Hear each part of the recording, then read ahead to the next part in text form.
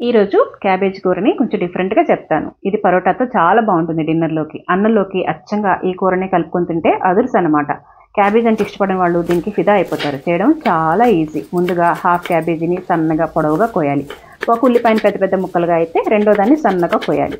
5-6 వెల్లుల్లి రెబ్బలు, అల్లం ముక్క సన్నగా తరిగి ఉంచుకోవాలి.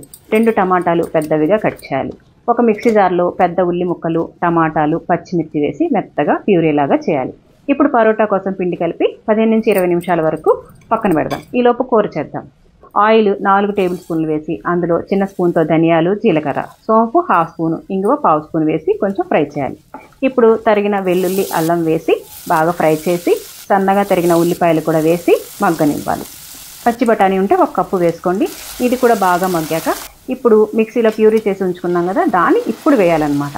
ఇప్పుడు స్టవ్ని హై ఫ్లేమ్లో ఉంచి దీనిలో 1 spoon salt, 1 spoon garam masala, కారము, పసుపు వేసి అడగంటకుండా నూనె పైకి తేలే వరకు బాగా ఫ్రై చేసుకోవాలి. ఇప్పుడు ఇందులో క్యాబేజీ వేసి ఈ మసాలాలు బాగా పట్టించాలి. గ్యాస్ ఫ్లేమ్ని మీడియంలో పెట్టి క్యాబేజీని ఉడకనివ్వాలి. చివరగా 1/2 స్పూను జీలకర్ర పౌడర్ వేసి ఒకసారి తిప్పి కొత్తిమీర వేసి ఇంకోసారి కలియబెట్టి దించేయాలి.